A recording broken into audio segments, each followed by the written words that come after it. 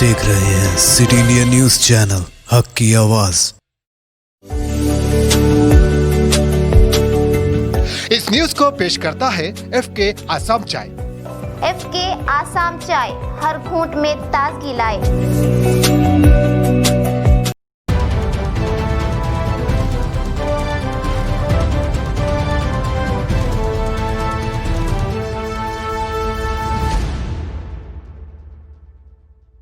अस्सलामुअलैकुम नाजरीन, मैं Zakia Sadiq city India news के मुत्तहदा ज़िला महबूब नगर के मुकामी खबरनामा अक्से महबूब नगर में आपका इस्तकबाल करती हूँ।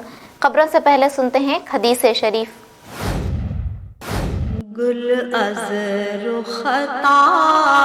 अहादीस नबवी सल्लल्लाहु अलैहि वसल्लम फ़ज़्ज़लल आलिमी अलल आबिदी कफ़ज़लिल क़मरी अला साइरिल कवाकिब। सुनन इब्न माजाह। आलिम की फजीलत आबिद के मुकाबले में ऐसी है जैसे चांद की फजीलत तमाम सितारों पर। जिला महबूब नगर के मंडल अड्डाकल के शाखापुर के करीब कौमी शाहराह पर किसानों ने फसलों की कीमत को लेकर रास्ता रोको प्रोग्राम मुनाकिद किया, जिसकी वजह से ट्रैफिक की आमद और रफ्त में खलल वाक़ हो गया। इस मौके पर काश्तकारों का कहना था कि रियासती हुकूमत की हिदायत के मुताबिक फसल लगाने के बावजूद किसानों की उगाई हुई फसल को अब तक ना खरीदने पर किसानों में गम और गुस्सा देखा जा रहा है।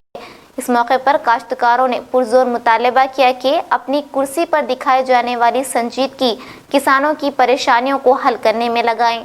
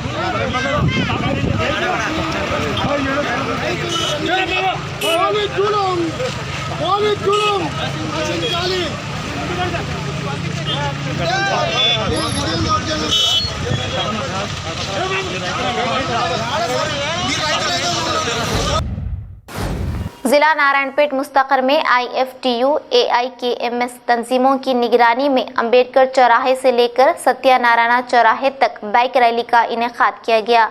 बाद-अज़ां अम्बेडकर चौराहे पर CPI न्यू डेमोक्रेसी सेक्रेटरी ने रैली से खिताब करते हुए मरकजी हुकूमत सरकारी शोबे के कारोबारी इदारों को खानगियाने में तब्दील करने की मुखालिफत करते हुए मरकजी ट्रेड यूनियनों उनके तहफ़्फ़ुज़ के लिए 26 नवंबर 2020 को मुल्कगीर सतह पर आम हड़ताल की कॉल को कामयाब बनाने की अपील की।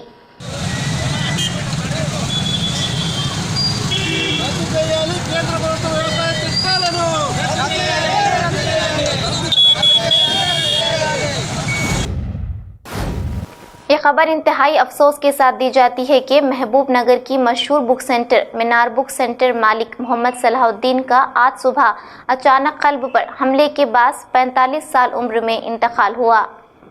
मरहूम बहुत ही खुश अखलाक के मालिक थे और सैफुद्दीन जिया मशहूर समाजी कारकुन की हकीकी भाई थे।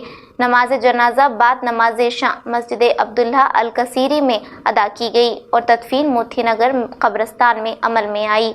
पसमानदगान में बेवा के अलावा 2 बेटे हैं। शादनगर टोल प्लाजा के करीब शादनगर ट्रैफिक पुलिस की जानिब से मोटर सवारों को सफ़र की आसानियों के लिए तमाम तर सहूलियात को एक ही मुकाम पर फराहम कर रही है। शादनगर ट्रैफिक SI रघु कुमार ने मीडिया नुमाइंदों से बात करते हुए कहा कि मोटर सवारों को सफ़र में आसानी और हादसात से हिफाजत के तय एक प्रोग्राम का आगाज़ करते हुए helmet, driving licence, plate number, insurance motor सवारों को इस प्रोग्राम के तहत फराहम किया जा रहा है।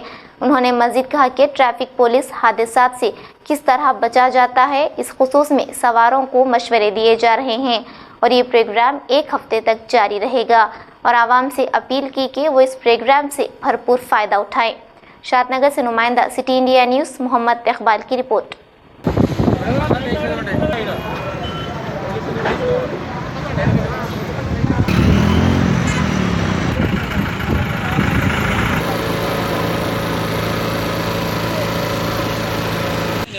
ట్రాఫిక్ సబ్ ఇన్స్పెక్టర్ రవికుమార్ని అయితే బేసిక్గా ట్రాఫిక్ పోలీస్ అనేసరికి ప్రజలందరికీ ప్రయాణికులు వాహనదారులందరూ కూడా ఒక నెగిటివ్ ఒపీనియన్ ఉంటుంది. ఎందుకంటే వీళ్ళు కేవలం చలాన్లు రాయడానికి మాత్రమే ఉంటారని ఒక కాన్సెప్ట్ ఉంటుంది వాళ్ళ మైండ్లో.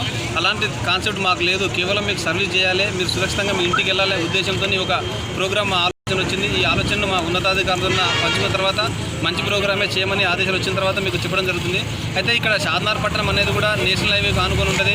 దాంతోపాటు స్టేట్ హైవేలు, పల్లెటూరు చాలా ఉంటాయి. ఇక్కడ ప్రతి ఒక్కరు కూడా ట్రాఫిక్ పైన పెద్ద అవగాహన లేకపోవడం వల్ల రోజు ప్రమాదాలు జరుగుతూ మా దృష్టికి వచ్చింది. బేసిక్గా ఈ ప్రమాదాలు ఎందుకు జరుగుతుందో తెలుసుకున్నట్టయితే వాళ్ళకు ఈ ట్రాఫిక్ పైన అవగాహన లేదు. అయితే దానిలో భాగంగానే మేము చాలామంది కూడా చలాన్లు చేసినాం. లైసెన్స్ లేనులకు 2 సార్లు లైసెన్స్ల కింద బుక్ చేసినాం. అయినా కూడా వాళ్ళ లోపల మార్పు రాలేదు. అయితే దీనికి కారణమే ఏంటని మేము తెలుసుకున్నట్టయితే వాళ్ళకు ఒక్కొక్క సర్వీస్ ఒక దగ్గర అవైలబుల్ ఉంది. వాళ్ళకు హెల్మెట్ కావాలనుకుంటే ఒక దగ్గర, లైసెన్స్ లేకపోతే ఒక దగ్గర, ఇన్సూరెన్స్ లేకపోతే ఒక దగ్గర. అంటే ఈ ఒక వెహికల్ కావాల్సినటువంటి అన్ని డాక్యుమెంట్స్ కూడా అన్ని వేరే వేరే ప్రదేశంతోటి వాళ్ళు అక్కడ వెళ్ళి తీసుకోలేకపోతున్నారని మా ఉద్దేశం, మా దృష్టికి వచ్చింది. కాబట్టి ప్రజలందరికీ ఒకటే దగ్గర ఒకే వేదిక మీద ఈ అన్ని సౌకర్యం కల్పిస్తే వాళ్ళకు మేము ఒక సౌకర్యం చేసినట్టు మా మీద ఉన్న ఒపీనియన్ కూడా పోతున్న ఉద్దేశంతో ఈరోజు ఈ వేదికను ఏర్పాటు జరిగింది.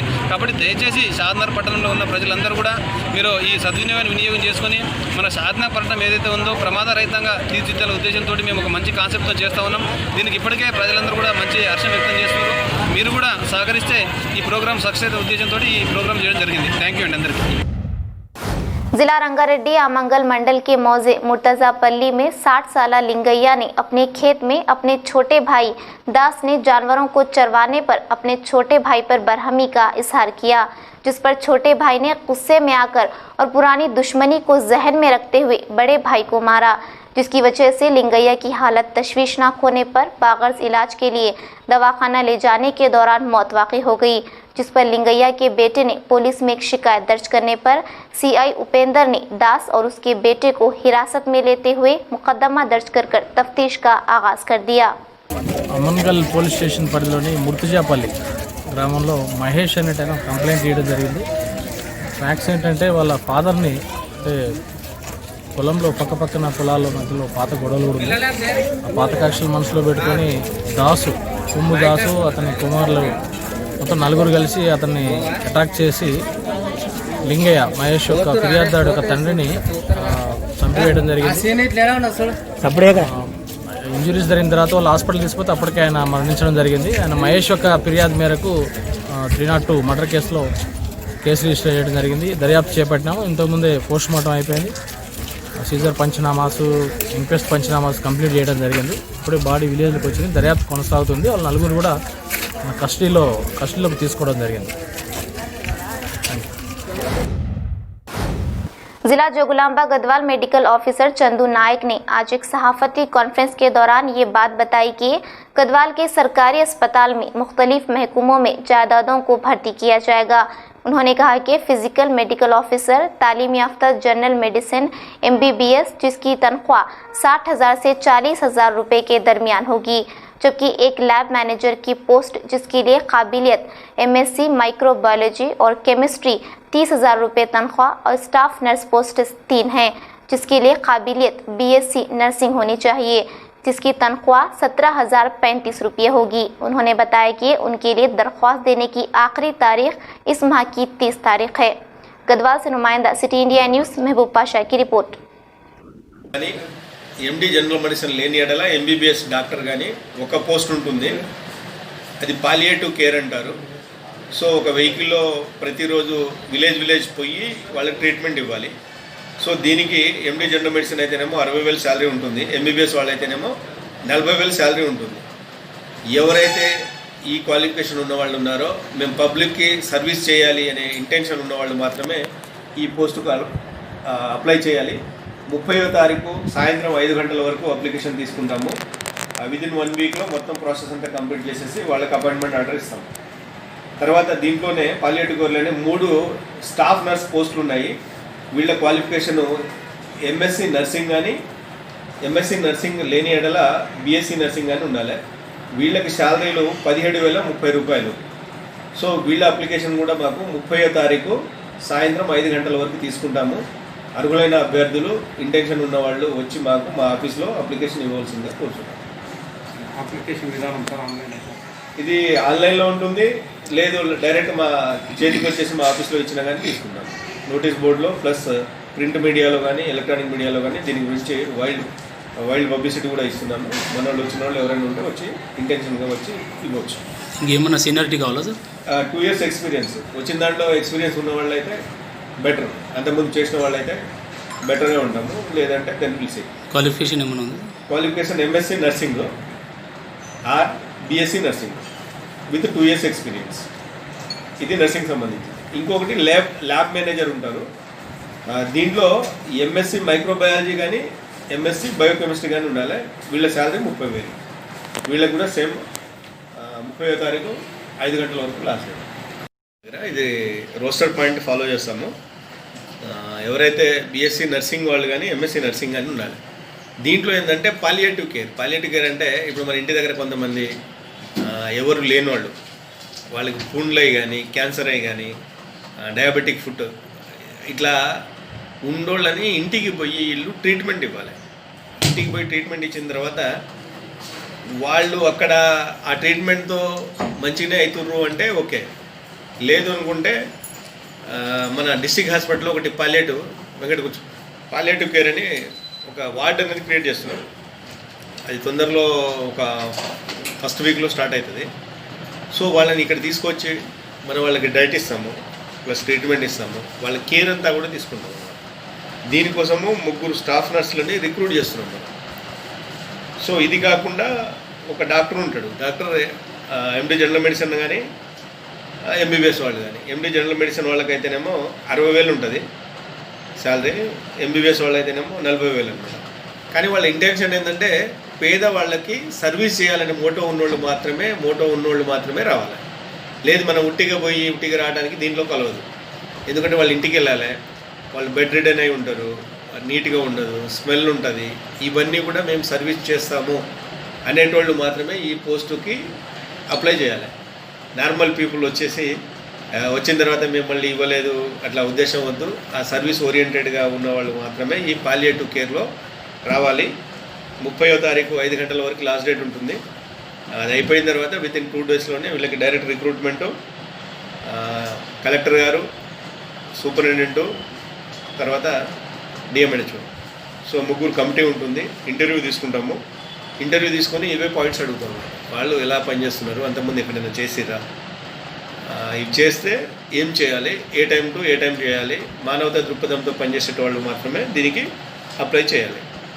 ఇది ఈ మెడికల్ సంబంధించింది. నాన్ మెడికల్ పోస్ట్ కూడా ఒకటి ఉంది. దీన్ని ఏమంటారంటే ల్యాబ్ మేనేజర్ అంటారు. ఇది ఎంఎస్సీ మైక్రోబయాలజీ కానీ ఎంఎస్సీ బయోకెమిస్ట్రీ కానీ ఉండాలి. వీళ్ళకి శాలరీ వచ్చేసి 30,000 ఉంటుంది. సో వీళ్ళ శాంపుల్ కలెక్షన్ ఉంటుంది. మనకి పిఎస్సీ నుంచి శాంపిల్స్ రావడం కానీ, వీళ్ళని మళ్ళీ వాళ్ళకి రిపోర్ట్ ఇవ్వడం కానీ, ఇది తెలంగాణ డయాగ్నోస్టిక్ హబ్ అని ఉంటుంది. దాంట్లో పనిచేయాలన్నమాట. దీన్ని ల్యాబ్ మేనేజర్ అంటారు. ఇది ఒక పోస్ట్ ఉంది. ఇవి 4 పోస్టులు. మొత్తం ఈ 5 పోస్టులకి రిక్రూట్మెంట్ అనేది ఈ వీక్లో కంప్లీట్ చేస్తాం. जिला नारायणपेट मक्थल बल्दिया के अहाते में कमेटी हाल का तामीरी काम जारी। गुज़िश्ता दिनों रियासती वजीर बराए आबकारी डॉक्टर वी श्रीनिवास गौड और एमएलए राम मोहन रेड्डी के हाथों कमेटी हाल का संगे बुनियाद रखी गई थी। वाज़ेह है कि शहर मक्थल को बल्दिया का दर्जा दिए जाने के बाद बल्दी प्रोग्राम्स और दीगर मीटिंग्स के लिए जगह नाकाफ़ी हो रही थी, जिस पर एमएलए ने इस खुसूस में तवज्जो दिलाई थी। जिस पर कार्रवाई करते हुए कमेटी हाल के क़याम की यकीन दहानी दिलवाई थी, जिस पर बल्दी हुक्काम और आवाम ने कायदीन का शुक्रिया अदा किया। मक्तल से नुमाइंदा सिटी इंडिया न्यूज़ रहमत अली की report.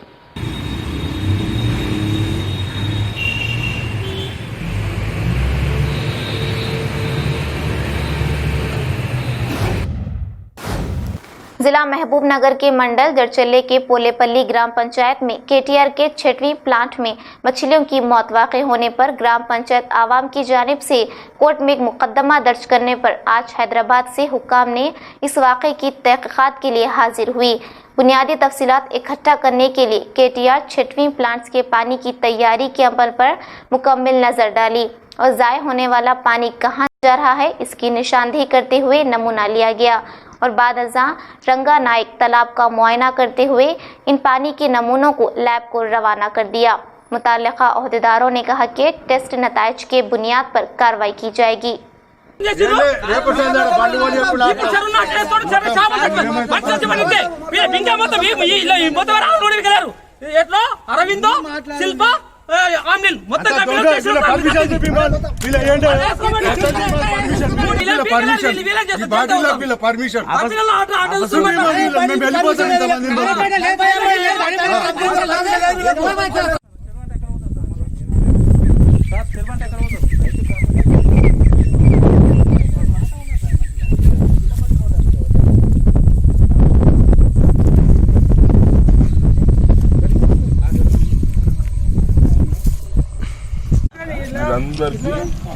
all other parties. Phone చేసాము, మేము బయలుదేరుతున్నాం. సరే మళ్ళీ మేము మేము కోర్టుకి వెళ్ళి పంపిస్తాము. ఇందులో మాకు ఏ ఉద్దేశం లేదు. టైమింగ్ 3 గంటల కంటే వచ్చాము. మాకు ఏం లేదు సార్. మాకు మీరు తెలుసు. మేము కూడా సార్ 4 ఏళ్ల నుంచి మన మొత్తం కూడా వెనలా మనకు ఎంట్రీ వచ్చింది. వస్తా ఉన్నాం. ఫోన్ చేస్తా ఉన్నాం. 24 టైం మెయింటైన్ చేద్దాం. గ్రామ పంచాయతీ కూడా ఉంది.